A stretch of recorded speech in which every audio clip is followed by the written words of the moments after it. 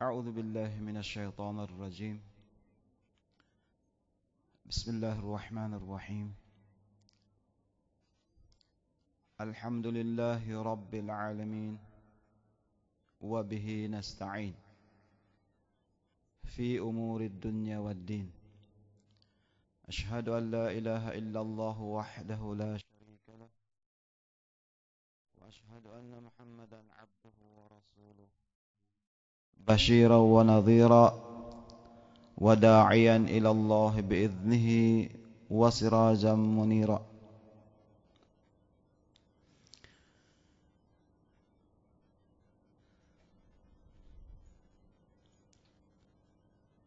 قال الله سبحانه وتعالى في كتابه الكريم: أعوذ بالله من الشيطان الرجيم. هو الذي أرسل رسوله بالهدى ودين الحق ليظهره على الدين كله ولو كره المشركون. صدق الله العلي العظيم.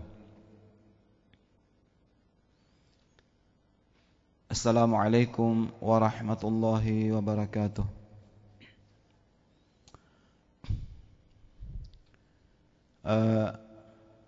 Mga kapatid sa Islam,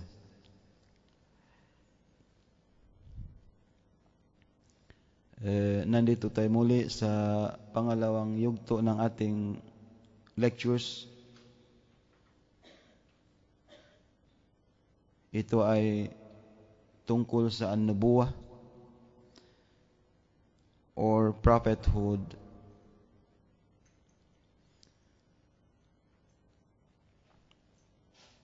Ang napag-usapan natin kahapon ay tungkol sa kung papaano natin kilalanin ang Allah subhanahu wa ta'ala sa pamamagitan ng hadis ng Rasulullah. Sabi ng Rasulullah, walillahi ala nasi hujjatain, hujjatun zahira wa hujjatun al-batina. فأما الحجة الظاهرة فهي الرسل والأنبياء والأئمة الطاهرين، وأما الحجة الباطنة فهي العقول. Sabi ng Rasul sallallahu alaihi wa alihi wasallam,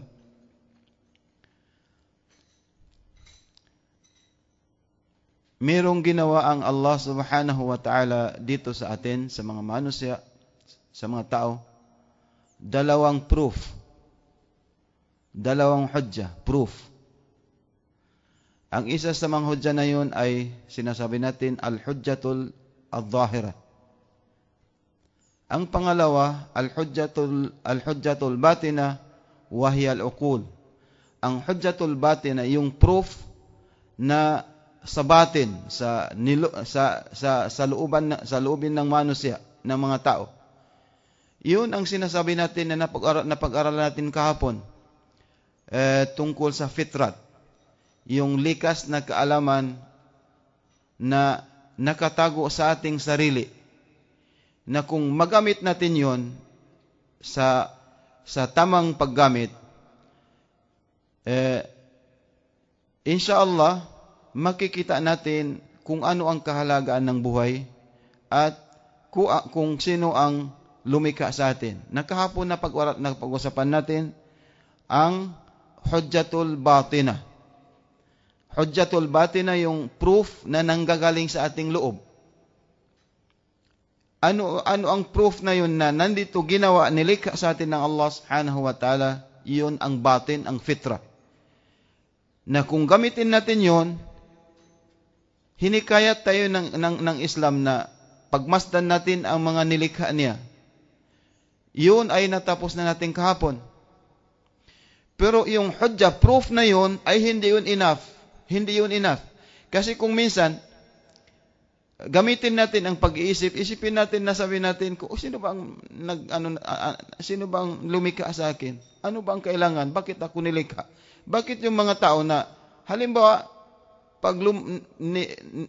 pag lumabas sila galing sa bata, kung minsan na namamatay na bata, kung minsan may namamatay na matanda, kung minsan mga youth na mamatay na sila.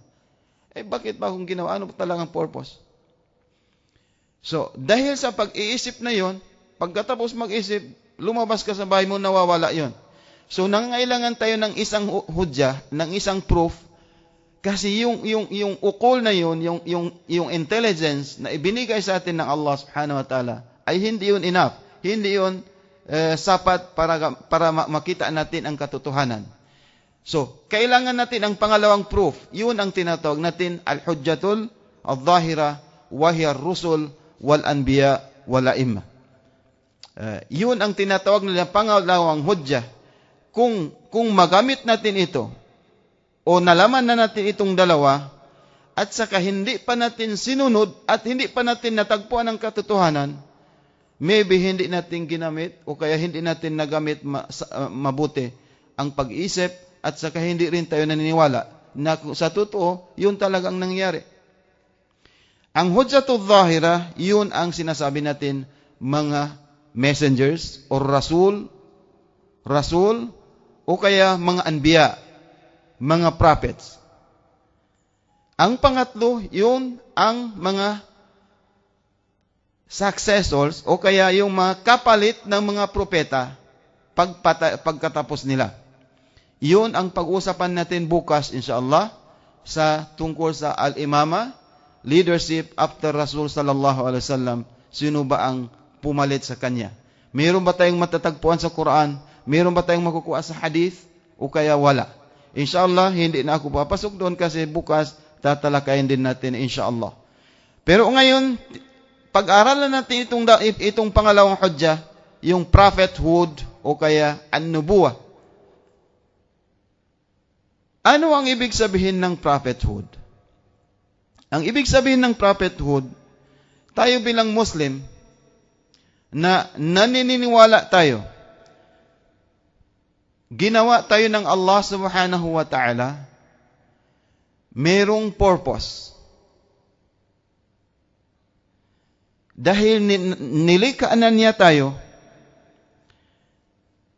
at dahil ang mga manusya, ang mga tao, meron doon sa kanila complexities of natures, complexities of yung pagkatao ng mga manusya, ay meron silang katauhan na hindi natin hindi natin ma-spell. Nandoon sa kanila ang mga karunungan o kaugalian na kung minsan ay yun ang magdadala sa kanila sa kapahamakan dito sa dunya. Isa sa mga lutfullah o kaya grace ng Allah subhanahu wa ta'ala na para hindi niya mapabayaan ang mga nilikha niya, na yung nilikha niya, sino man sa atin, tao man, animals man, o kahit yung sinong nilalang, yung creatures, merong purpose ang Allah subhanahu wa ta'ala na ginawa sila. Isa sa mga maliit na halimbawa, yung lamok, kung tingnan natin, kung minsan kung nakakagat tayo, sabi natin nagkakasakit tayo, no? Hindi ba? Kung minsan magkakaroon tayo ng malaria, pero hindi yon. Ang perfection ng lamok ay kukunin niya yung dugo na marumi sa ating katawan. Kukunin niya. Yun ang perfection niya. Dahil nilikha siya ng Allah subhanahu wa ta'ala para kumuha anong tawag doon, na yung maruming dugo sa ating katawan. Pero bakit tayo nagkakasakit? Dahil nagkasakit tayo dahil mayroon siyang nakain o kaya yung yung dati siya sa marumi. Yung naano niya, nadala sa atin galing sa labas. Galing sa labas, nadala sa atin at na-inject dito sa ating katawan. Pero ang perfection and reality ng mga lamok ay para kumuha ng yung masasamang ano sa atin. In every creatures, merong purpose ginawa ng Allah subhanahu wa ta'ala. Ang lahat ng nakikita natin, yun actually, ginawa ng Allah subhanahu wa ta'ala ay para lang sa mga manusia. وَسَخَّرَ لَكُمْ مَا فِي السَّمَاوَاتِ وَمَا فِي الْأَرْضِ وَأَسْبَغَ عَلَيْكُمْ نِعَمَهُ.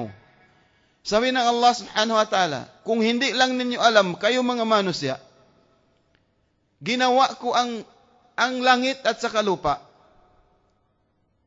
Kanino yun? Dahil sa inyo. Dahil sa atin mga manusia. But dapat gamitin natin sa tamang paggamit at pag-aralan natin. وَأَسْبَغَ عَلَيْكُمْ نِعَمَهُ.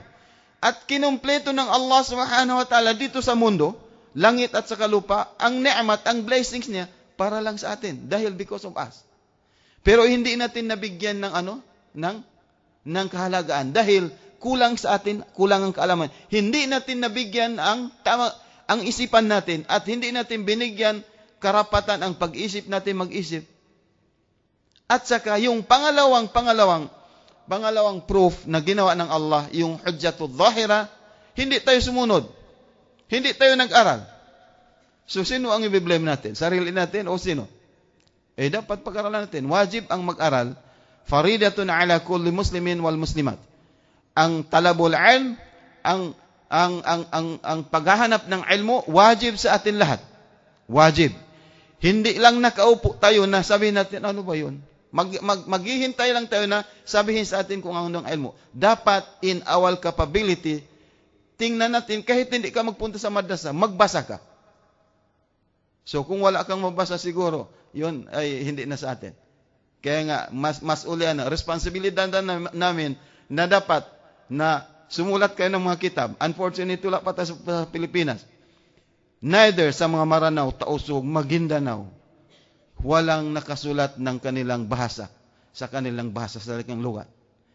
Inshallah magsisimula ngayon dahil marami talaga ang naghanap kayo ng mga libro sa kanilang bahasa. So yun, dahil sa yung complexities of the natures of human being, dahil marami ang nandoon sa atin, nandito sa atin ang pujuraha wa taqwaha, nandito sa atin ang masasamang espiritu at saka mabubuti. Ginawa yun ng Allah subhanahu wa ta'ala. Magtanong kayo, bakit ginawa ng Allah ta'ala na, bakit mayroong kasamaan dito sa atin at sa kabutihan? Inshallah, mamaya kung may question kayo, mag-question lang kayo. Nandito yun sa atin. So, kailangan ng Allah subhanahu wa ta'ala, dahil sa lutfuhu, dahil sa grace niya, ang Allah ta'ala maawain, nagpadala siya ng isang sugo. Yung sugo na yun, yung prophets na yun, dapat siya ang magiging intermediaries natin. Siya ang magiging ambassador ng Allah subhanahu wa ta'ala dito sa dunya. Yung office na yun ang office ng nubuwah, prophethood. Kung baga dito sa hukuma, ang nubuwah, prophethood ay isang office, yun ang mag-mediate sa atin. Yung magkukonek sa atin, fima bainana wa bainallah. Mag-connect sa atin at saka sa Allah subhanahu wa ta'ala. Ibig sabihin doon, siya ang ambassador ng Allah subhanahu wa ta'ala, magdadala sa atin tungo sa pagkabutihan at kaluwalhatian sa atin. At tungo sa kasayahan dito man sa dunya, especially doon sa Yawmul Qiyamah. So, isa sa mga lutfu ng Allah subhanahu wa ta'ala, grace niya na magpadala siya ng prophet. Pero yung prophet na yun, sino ba ang sino ang magpili? Kayo ba ang magpili ng kung sino ang magiging leader natin? Ang guide natin, pwede ba 'yon? Kung ibinigay sa atin ng Allah subhanahu wa ta'ala ang pagpili sa prophet ng magiging guide natin, gaya ng nangyari natin ngayon. Dahil isa ang kaibigan mo na marunong siya, nakapag-doktor siya, professor siya, sabihin mo, marunong siya sa pagsasalita. Sabi namin, ikaw ang maging leader namin kasi Parang marunong ka sa amin. Pero kilala mo ba siya talaga? Alam mo ang nasa loob niya? Hindi. Dahil ang gusto ng Allah subhanahu wa ta'ala, sinabi natin sa atin kahapon, marating natin yung totoong pagkatao natin. Yung reality ng ating pagkatao. Yung perfection ng ating pagkatao. So dahil doon, kailangan magpadala rin siya ng isang tao o isang sugo, isang guide, na kumbaga, yung guide na yun ay kilala ng Allah subhanahu wa ta'ala. Isa sa mga pinakamalapit alipin ng Allah subhanahu wa ta'ala o servants ng Allah ta'ala. Sabi ng Allah subhanahu wa ta'ala, Allahu a'lam haythu yaj'al risalatahu. Wala talaga tayong karapatan na magpili kung sino ang sundin natin. Halimbawa ngayon, bakit ang Islam nagpadala ba ng daan? Nagpadala ng guide? Marami? O yung guide na yon, 4 ba? O 6? Isa lang ang guide. Yung guide na yon, mula pa sa Adam, yung prophets na yon, continue ang message nilang lahat. Continue. Up to the present time. Up to the last prophet of Islam. Ang paniniwala ng Ahlul Bayt. Yung daan na yon ay iisa lang. Iisa lang ang daan na yon. Ani'budullah wajtanibut taghut. Ang mission ng lahat ng propeta na yon ay sambahin ang Allah subhanahu wa ta'ala at lumayo sa teachings ng mga sila na hindi karapat-dapat, yung mga tagut, yung mga kafirin, yung hindi naniniwala sa kitab ng Allah subhanahu wa ta'ala. Iisa lang yun hanggang dumating sa Prophet Muhammad sallallahu alaihi wasallam. Pero sino ang nagpili sa kanila? Tayo ba o hindi? Allah subhanahu wa ta'ala nagpili. Dahil alam ng Allah subhanahu wa ta'ala na ang lahat ay nandito sa atin, nandoon sa kanila ang masamang espiritu at saka mabubuti. Yan sinabi rin ng Allah subhanahu wa ta'ala.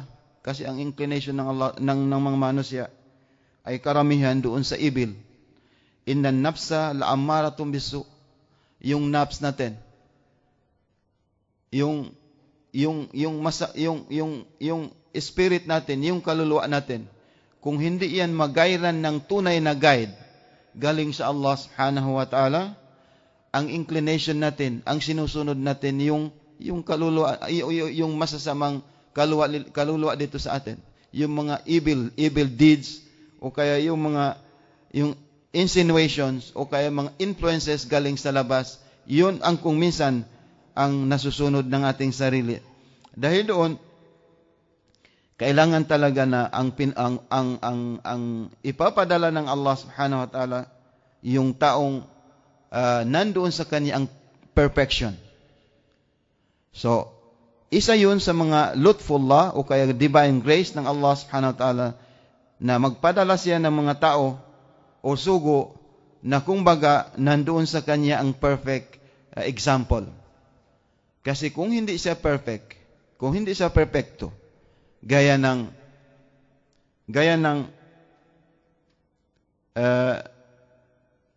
paniniwala ng ibang Muslims na non-followers of Ahlul Bayt,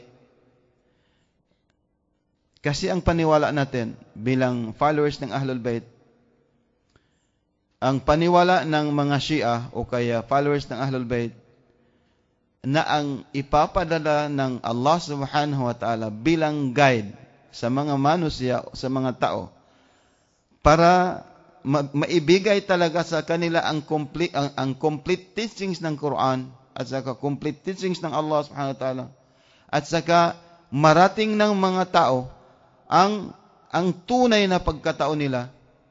Dapat ang ipapadala nila ay infallibles o kaya hindi gumagawa ng kasamaan. So,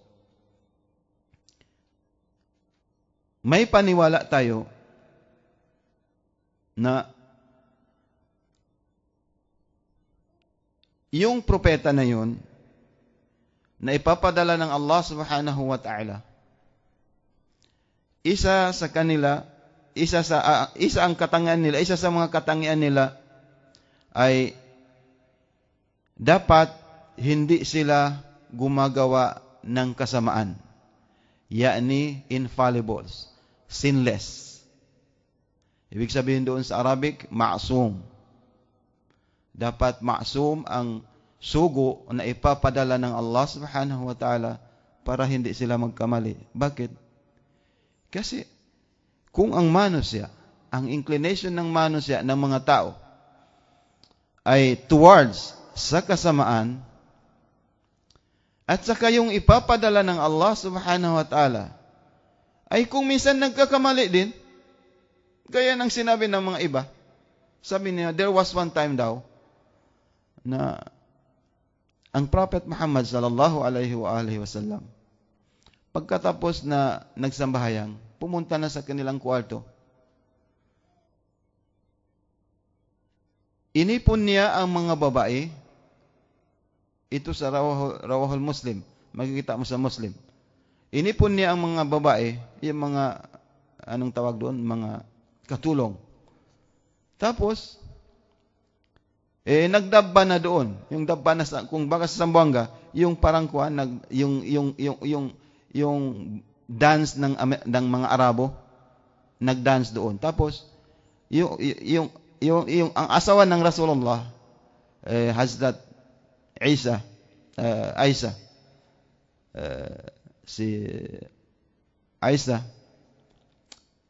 ang Rasulullah daw, nakaano sa kanyang paa, natutulog sa kanyang paa. Tapos, nanonood sa mga babae na nagda-dance. Kasi isa yun sa mga leisure time nila. Tapos, dumating ang isang sahabat, nang marinig ng mga babae ang tinig ng sahabat na yon, nagsilayo lahat, nagsialis ang mga babae. Ibig sabihin, meron din daw sa Rasulullah na kung minsan, mahilig din siya sa manonood ng dance. Maniniwa ka ba doon? Kaya pala mayroong mga Muslim ngayon mahilig din sa mag-dance. Hindi po yun totoo. Kasi labag yun sa philosophy, hikmat ng prophethood. Kasi ang garad, ang purpose ng prophet na pinadala para magairan ang mga tao. Kung minsan nagkakaroon siya ng kamalian, o kung minsan nawawalan siya sa sarili, o kung minsan halimbawa malimutin siya. So, what would happen to us? Anong mangyayari sa atin? Either susunod tayo sa kanya sa kamalian, o hindi tayo susunod. So, hindi yung pwede. Hindi po pwede yun. So, dapat ang ipadala ng Allah subhanahu wa ta'ala dito sa atin na sugo ay infallibles. Na hindi talaga pwedeng gumawa ng kasalanan. Bakit hindi pwedeng gumawa ng kasalanan? Hindi niya kaya? Wala ba siyang napsu? Wala ba siyang desires? Hindi naman pwede yun. Kasi meron din siyang asawa, kumakain din siya, natutulog, at may mga anak. Hindi yun ibig sabihin ng infallibles na halimbawa kung gusto na niyang gumawa ng kasalanan, darating ang malaikat, ang angels, o kaya sabihin ng Allah, Muhammad sallallahu alaihi wasallam, huwag kang gumawa kasi masama. Hindi yung ganon. Naging infallible siya dahil sa kanyang faith, dahil sa kanyang yakin. Parang halimbawa, dahil sa kung nalalaman niya na kung gagawa siya ng kasalanan, ang maging kahihinatnan niya ay narka. Alam talaga ng Rasulullah sallallahu alaihi wasallam na gagawin niya doon. Kaya kumisan tayo, maasum din tayo. Halimbawa, mayroon kang nakita lason ngayon, o kaya apoy. Ikaw, lulokso ka ba sa apoy? O iinom ka ba ng lason na yon? O maghihilok ka ba doon? O papatayin mo ba ang tao? Hindi. So, kung hindi ka nakapatay ng tao sa araw na yon o sa panahon na yon, o hindi ka rin lumukso sa apoy, Ibig sabihin, sa panahon na yan, naging maksum ka, naging infallible ka. Dahil mayroong sa looban natin na mag-defense atin na huwag kang maggawa doon kasi ang kahihinatan mo ay kasamaan at kapahamakan. Yun ang infallibles. Ibig sabihin doon, yung ilmo na yun, yung ilmo na yakin, nandoon sa Rasul sallallahu alaihi wasallam, na dapat ay maging hadlang yun sa anumang kasalanan at sa kapahamakan. Isa yun sa katangian na dapat nandoon sa isang sugo.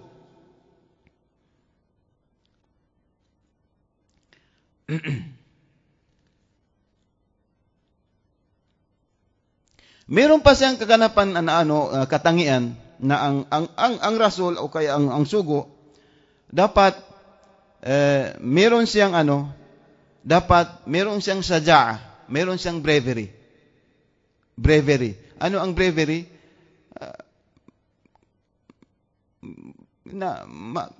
Kasi kung hindi siya brave, paano na ipagtanggol ang katotohanan? Pero hindi lahat ng panahon na yung pagka-brave niya ay nandoon sa kanya. Dapat gamitan niya ng utak. Gamitin 'yun sa tamang panahon. 'Yun. So isa 'yun sa pangalawa 'yun sa mga katangian na nandoon dapat sa Rasulullah o sa isang sugo. Ang pangatlong dapat meron ang mga sugo ay they should have this diplomacy, asiyasa. Asiyasa ibig sabihin diplomacy. Dapat marunong kang how to deal with people. Marunong kang makipag-deal sa mga tauhan. Sino man, mataas man, miskin man, pakir man, o may pinag-aralan man, o farmers man. Dapat wala kang pinipili. At mayroon kang katangian na kung baga magiging dahilan yun na papasok sila sa Islam. Dapat hindi ka rin harsh. Kasi kung harsh ka, yung counting lang, hindi ka mapagbigay, kung minsan, magiging dahilan yun, aalis lahat ang mga sahabat, o aalis lahat ang kahit na yung kasama mo, aalis na yun. Anong sinabi ng Allah subhanahu wa ta'ala? Sabi ng Allah, "Pabima rahmatin min Allah lintalahum." Galing sa rahmat o kaya pagmamahal ng Allah subhanahu wa ta'ala na dapat ikaw, ya Muhammad, ay mapagbigay ka, mapakumbaba ka sa mga tao. Law kunta kaddan ghalidhal qalb, kung matigas ka talaga, lanfaddu min hawlik, walang papasok sa Islam, aalis lahat sa iyo. Isa yun sa katangian ng Rasul ng isang sugo. At meron ding dapat sa kanya at tadbir, yung sagacity. At tadbir, marunong siya how to rule, marunong siya mag-manage. Kasi ang ima-manage niya, he was sent by Allah subhanahu wa ta'ala, ang prophet o propeta, especially ang prophet Muhammad sallallahu alaihi wa sallam, pinadala ng Allah subhanahu wa ta'ala hindi lang sa mga Arab. Rahmatan lil alamin.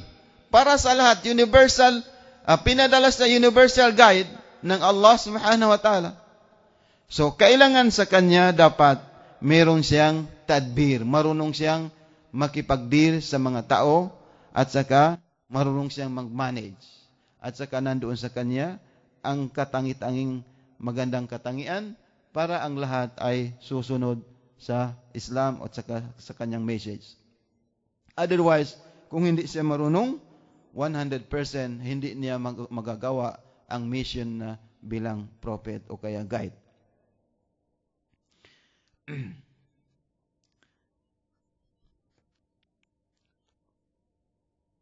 Meron pa tayong katuruan, yung sinasabi natin na dahil ang sugo, siya ang sugo ng Allah subhanahu wa ta'ala o propeta. kailangan ba siya na meron siyang maipakita sa mga tao na para yung mga tao na yung maniniwala na siya talaga ay isang sugo? So, tayo bilang Muslims,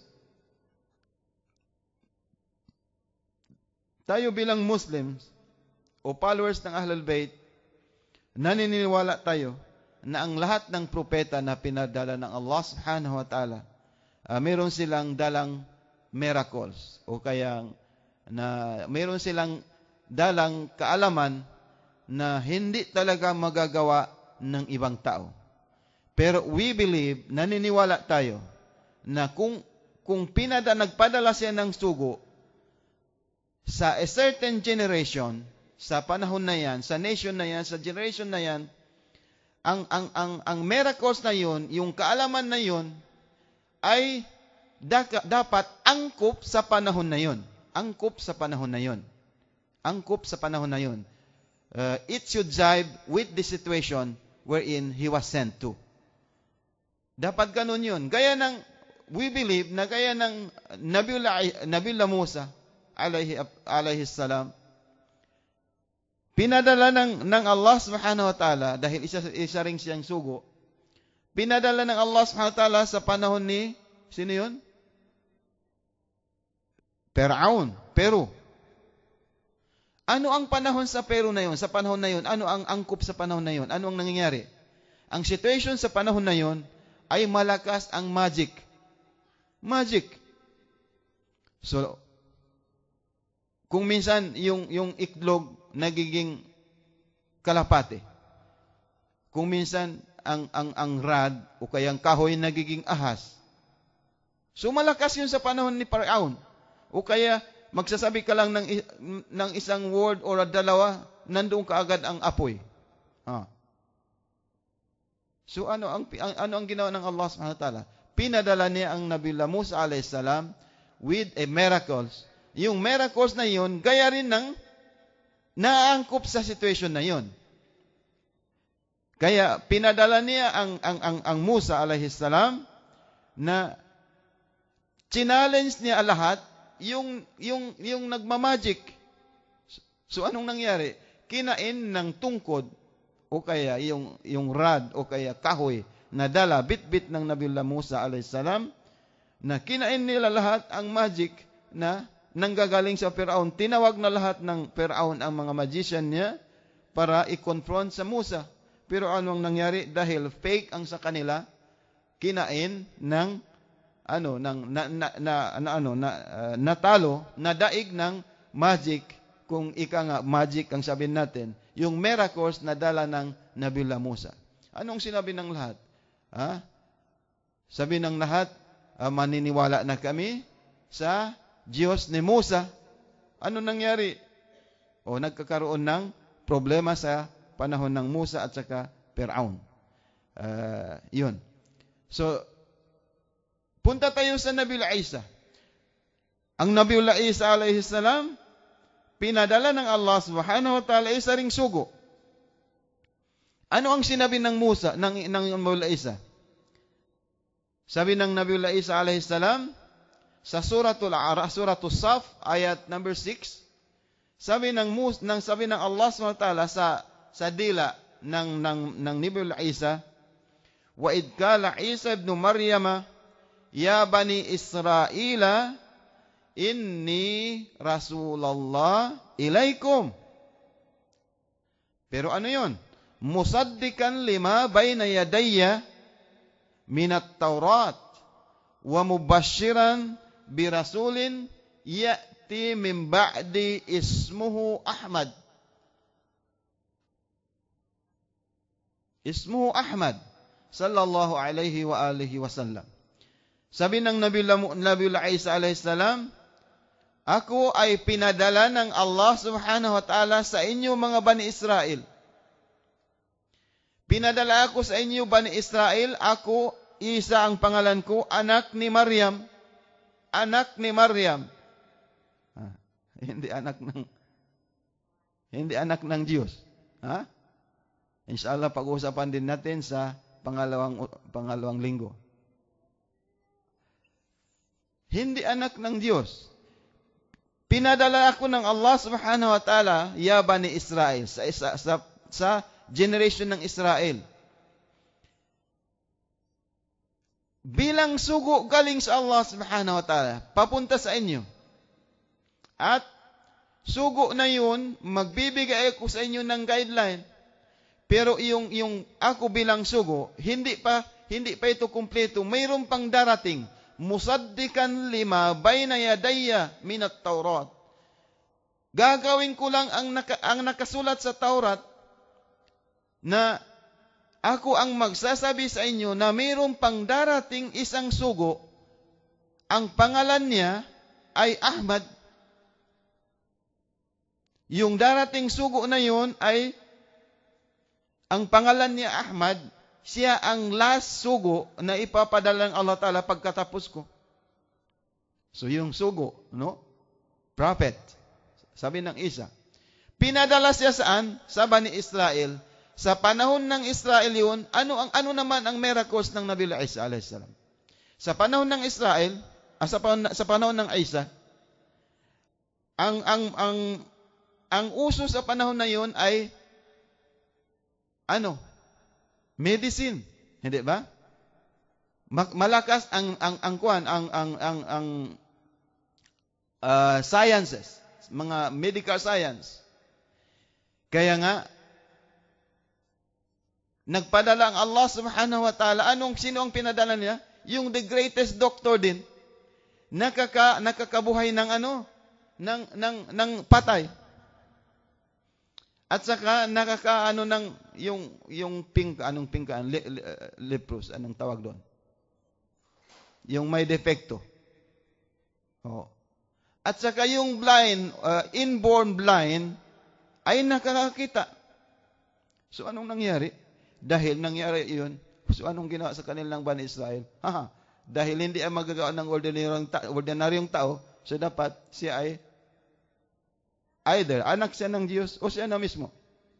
Meron siya. Nandito sa nakasulat, naisulat ko lahat, ang mga kung saan matatagpuan ang sinabi ng Nabiullah Isa, na tinanggihan niya, sinuway niya, na hindi ayaw niyang tawagin anak ng Diyos. Kasi sabi niya, ako anak ni Maryam. Ako anak ni Maryam. Isa ibnu Maryam. Ako anak ni Maryam, hindi ako anak ng Diyos. Kasi kung magkaanak ang Diyos, ibig sabihin doon, sabi nila na dahil wala kang ama. Diyos ka. Kung ganun, pwede rin sabihin natin si Adam, Diyos, wala ding ama at saka walang anak. At saka walang ina. Ama at saka ina. At di natin alam kung saan siya nanggaling. Di natin alam kung saan siya nanggaling. Wala pa siyang genealogy, wala pa siyang kung saan siya. Hindi ngayon, alam ko kung nasaan ako galing. Galing ako sa Zamboanga. Mayroon daw ako pamilya nandoon. Galing ako ganito. So, pwede natin sabihin din si Adam, pero hindi. Bakit siya lang? Sabi niya, dahil nakabubuhay siya ng patay. Oo, dahil siya ay isang sugo. Sa panahon na yan ay malakas ang sciences, medical science. Yan. So, isa siyang sugo, pinadala sa Bani Israel, hindi siya anak ng Diyos. Siya mismo ang may sabi. Punta naman tayo sa Prophet Muhammad sallallahu alaihi wa alihi wasallam.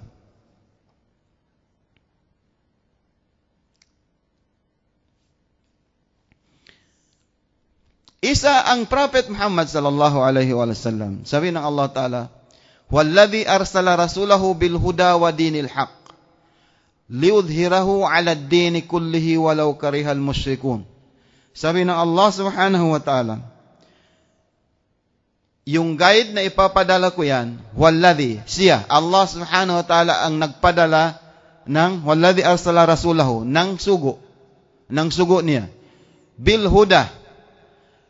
Yung pinadala niya ay magiging guide yan ng mga nilalang ko. Nandiyan sa kanya ang real teachings. Maliban doon, may dala siyang religion, may dala siyang agama. Wa huwa ad-din wad-din. Yung din na yan, liyudhirahu ala ad-din kullihi. Yung dala ng Muhammad na yan, sallallahu alaihi wa alihi wasallam, ang dala niya, may dala siyang teachings. Ano ang teachings na dalang niya? Yun ang universal miracles ng Rasulullah. Yun na ang Quran, Al-Quranul Karim. Bakit naman Quran po ang napili ng Allah subhanahu wa ta'ala sa panahon ng Rasulullah? Bakit Quran ang napili? Sa panahon ng Rasul sallallahu alaihi wa alihi wasallam,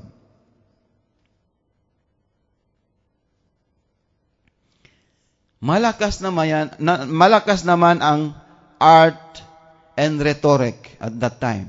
Malakas ang siir, yung paggawa ng mga, kung sa amin, daman, tarasul, yung magbibigay ka ng salita, yung magkatugma-tugma. So, ang mga Arab, minsan, challenge ng Allah subhanahu wa ta'ala yung mga Arab. Yung mga marunong sa declamation, marunong sa oration, ay magbibigay ng parang poems. Dahil sa mga Arab, noon sa kanila sa panahon ng Rasulullah, na Prophet Muhammad sallallahu alaihi wasallam, ang ganoong kaugalian. So, pinadala naman ng Allah Ta'ala ang Prophet Muhammad, nagdadala ng Quran. So, yung Quran na yun, nandoon ang complete, yung complete teachings ng Islam, at saka nobody can claim na marunong sila sa Quran. Marunong sila sa Quran. Kaya minsan nag-challenge ang Allah subhanahu wa ta'ala. Sabi niya, wa in kuntum fi raibin mimma nazzalna ala abdina. Anong sinabi ng Allah Ta'ala? Fa'tu bi suratin min mithlih. Kung hindi kayo mamaniwala, sabi niyo ang Quran, yung Quran na yan. Sabi niyo, magic din yan. Kasi minsan ang Rasulullah napagbintangan din nag-magic. Kasi sa yung pagtablik niya sa 3 years after na dumating ang Islam sa kanya, naging sugo siya. Tinawag niya lahat ang mga guardians niya, mga uncles. Tinawag niya lahat para pagsabihan ng Islam, para imbitahin sa Islam.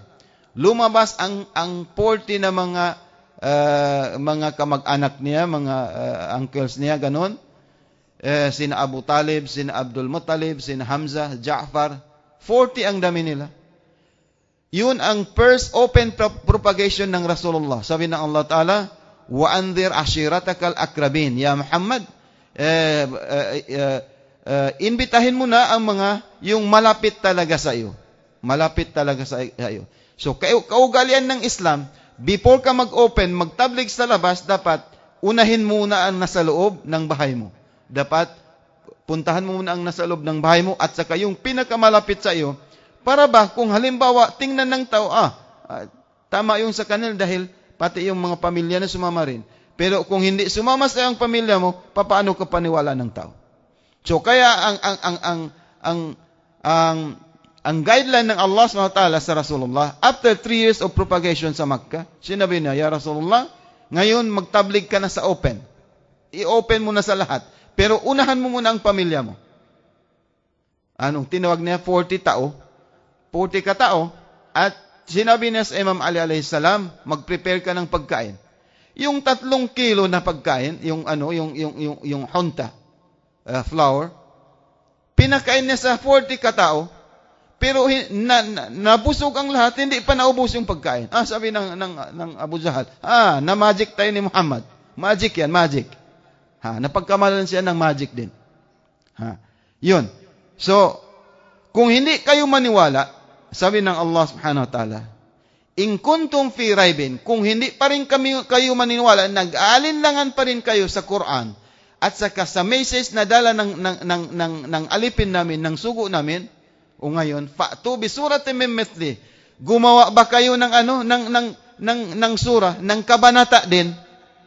Maggawa kayo ng kabanata. Maggawa kayo ng kabanata na gaya rin ng pinadala namin sa sugo namin yan. Kung totoo talaga kayo marunong. So, ano ang first na tinawag? Si Mughira, Walid bin Mughira, isa sa mga naging sahabat na rin yun. Tinawag niya kasi pinaka-expert sa oration. Marunong talaga. So, minsan, sabi ni Walid bin Mughira, sabi niya, ya Muhammad, gusto kong pakinggan yung si'il na sinasabi nila, yung Quran na sinasabi. Iparinig mo nga sa akin. Sinabi ng Rasulullah yung binasa niya yung ha, mim, sajda. Nang marinig yun, hindi pa natapos, umalis kaagad si Walid bin Mughira, pumunta sa kanilang mga grupo. Sabi niya, wallah, sabi niya, hindi pa ako nakarinig ngayon ng salita, kabanata na gaya ng ginawa ni Muhammad. Hindi yun salita ng mga tao at saka salita ng jin o kaya malaikat. Hindi. Wala akong narinig pagkakanong kaganda. Isa sa mga pinaka-expert na sa oration, si Walid bin Mughira. So pinatawag si Abu Sufyan, sabi niya, parang naloko itong si Walid. Anong pinagsasabi nito?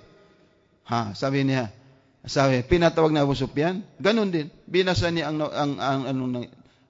binasa ng Prophet Muhammad. Yun, sabi niya, yun nagiging problema yun sa kanila. Kasi naging Muslim na rin si Walid. Gaya ng iba. Lahat ng mga bulagaul Arab, yung mga experts sa oration, naging Muslim na. Dahil hindi nila kaya talaga na gumawa ng gaya ng ginawa ng Allah subhanahu wa ta'ala sa Prophet Muhammad, yung surah na yun. Meron pa sinabi ang Allah subhanahu wa ta'ala. Minsan, yung may mga luko-luko ba? Mayroong mga luko-luko, sabi niya, puntahan natin ang Muhammad na yan. Sabi niya, kasi marunong siya, maghingi ba tayo sa kanilang ng pera? Tingnan daw natin kung makagawa siya. Ya Muhammad, sabi niya, para maniwala kami sa iyo, maggawa ka ng isang evidence sa amin na pwede kaming magkaroon ng perang marami. At sa gaya ng sinabi mo sa amin na kung mahulog yung langit sa baba na kapira-kapiraso, upang sa ganun, kung magawa mo yun, maniniwala kami sa iyo. Ano ang sinabi ng Allah? Ganito yun. Sabi ng Allah subhanahu wa ta'ala sa Suratul A'raf, ayat 188. Sabi niya, Qul la amliku nafsi naf'an, wala darra, illa ma sya Allah, walau kuntu a'lamul ghaiba, lastakthartu minal khairi, wama massani as-su'u, in ana illa nadhirun, bashirun, liqaumi yu'minun. Dahil pumunta sa kanya ang mga loko-loko ng mga Arabo para lang maniwala na totoo talaga ang sinabi ng Rasulullah. Na gusto nang palabas ng miracles. Sinabi ng Rasulullah, sinabi ng Allah Ta'ala, sabihin mo sa mga tao na yan, wala akong kapangyarihan gumawa ng kahit ano. Wala ding ako kapangyarihan na para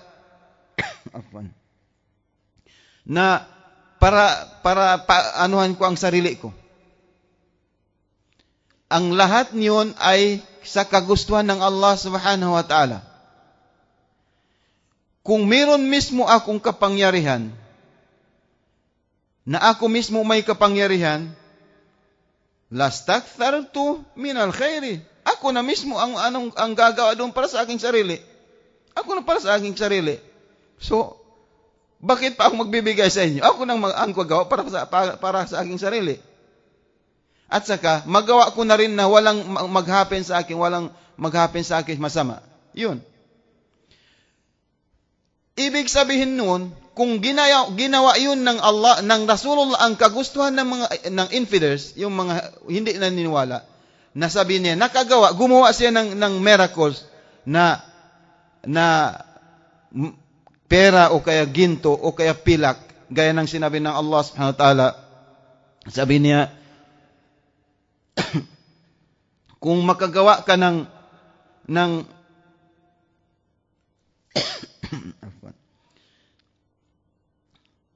aw yakunu laka baytun minaz zukhrufin aw tarka fis sama. Sabi niya, kung makagawa ka ya Muhammad ng yung kapangyarihan, ipakita mo sa amin na yung sa baba ng bahay mo may mga ginto. Zukhruf, ginto at saka mga pilak, fidda. Para maniwala naman kami sa iyo at saka magkaroon naman tayo ng interest. Kung ginawa yun ng Rasulullah, alam niya na hindi naman niniwala ang mga infidels dahil testing yun sa Rasulullah. Testing yun. Kung ginawa na ibig sabihin, magic din ang sa Rasulullah. Anong sinabi niya? Kul la amliku li nafsi naf'an wala darra illa ma sha Allah. Yun ang kagustuhan lahat ng Allah SWT. Dahil isa yun sa miracles niya. Kung hindi kagustuhan ng Allah Ta'ala, wala siyang magagawa. Totoo din ang nasa speculation ng Rasulullah, kasi sabi ng mga tao, hindi kami maniwala kahit anuman ang mangyari. So isa yun sa mga miracles ng Rasul sallallahu alaihi wasallam, gaya ng mga bilang isang sugo. Ngayon, ang pag-usapan natin, which is the last, meron tayong paniniwala na ang Islam ay pinadala ng Allah subhanahu wa ta'ala as the final religion of God. At siya na rin ang last prophet ng Islam. Ang last prophet ng Allah subhanahu wa ta'ala. Ano ang sabi ng Allah ta'ala? وَمَا كَانَ مُحَمَّدٌ أَبَا أَحَدٍ مِّن رِجَالِكُمْ وَلَكِنْ رَسُولَ اللَّهِ وَخَاتَمَ النَّبِيِّينَ. Sabi niya, hindi ako ama ng mga tao, ng mga manusia, ng mga tao, kundi ako ay isang sugo ng Allah subhanahu wa ta'ala sa inyo, at ako na ang last prophet na pinadala ng Allah subhanahu wa ta'ala. Bakit yung last prophet? Bakit nag-end doon sa kanya? At bakit Islam ang napili ng Allah subhanahu wa ta'ala ipangalan sa religion na pinadala niya? Actually, sa totoo, hindi Islam lang. Ang Islam, dahil dito sa last generation ng Prophet Muhammad sallallahu alaihi wasallam, kumbaga, ang perfection ng karunungan ng mga tao ay nandirito na lahat. Ang progress ng knowledge and sciences ay nandito na sa Rasul sallallahu alaihi wasallam. So pinangalan siya Islam kasi yun ang pangalan na magandang ibigay sa religion ng Allah subhanahu wa ta'ala, Islam, which is peace. So pinangalan yun dahil magkatugma sa situation ng Rasul sallallahu alaihi wasallam. So bakit yun? Bakit ginawa ng Allah subhanahu wa ta'ala ang Prophet Muhammad as a seal of a prophet? Khataman Nabiyyin. Siya na ang last. Isa sa mga ilmo o kaya kaalaman na ibibigay ko ngayon sa inyo. Dahil ang Prophet Muhammad sallallahu alaihi wasallam, yung teachings ng lahat ng propeta from the time of Adam up to the last prophet sa panahon niya ay nandoon na sa Quran. Bilang universal guide ng Allah subhanahu wa ta'ala ang Rasulullah, merong siyang isang mission na siyang pwede na maging leaders at saka yung panatag na ang loob ng Rasul sallallahu alaihi wasallam na after him there is a leader, na merong ng leader na guide na pwedeng mag-secured ng ummah, mag-secured ng Quran para hindi mabawasan o kaya madagdagan, gaya ng mga books o kaya kitab na nangyari sa mga naunang propeta sa kanya, gaya ng Taurat at saka Injil at saka Jabur. Ang lahat ng yon ay hindi kumpleto at saka pinalitan ng mga tao na naniwala sa mga propeta sa panahon nila.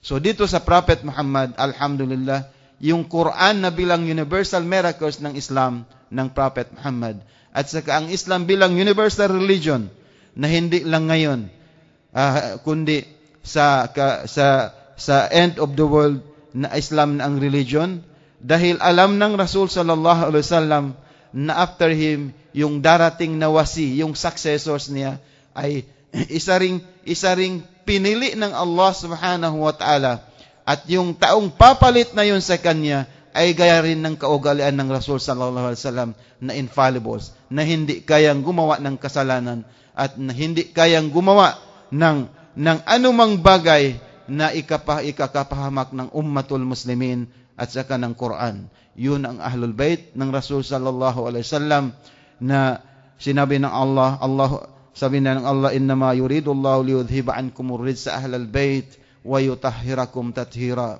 Ang Rasul sallallahu alaihi wasallam, siya infallibles, yung papalit sa kanya ang kaugalian, dapat gaya rin ng kaugalian ng Rasul sallallahu alaihi wasallam. So hindi natin paluwagin ang explanation dito, yung kung sino ang papalit sa kanya, dahil yun ang pag-uusapan natin bukas, which is Islamic leadership after, or successorship after Rasul sallallahu alaihi wasallam. Yun ang al-imama, inshallah, pag-uusapan natin bukas.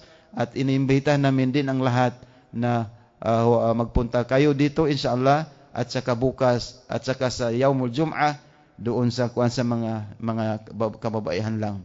Inshallah, hanggang dito lang ang lectures natin. Naway pinagpala tayo ng lahat ng Allah subhanahu wa ta'ala, ng Diyos, at ipasok na tayo sa kanyang rahmat, at saka sana'y magiging Muslim, real Muslim tayong lahat, inshallah. Wa ba'du dhalik, wassalamu alaikum wa rahmatullahi wa barakatuh.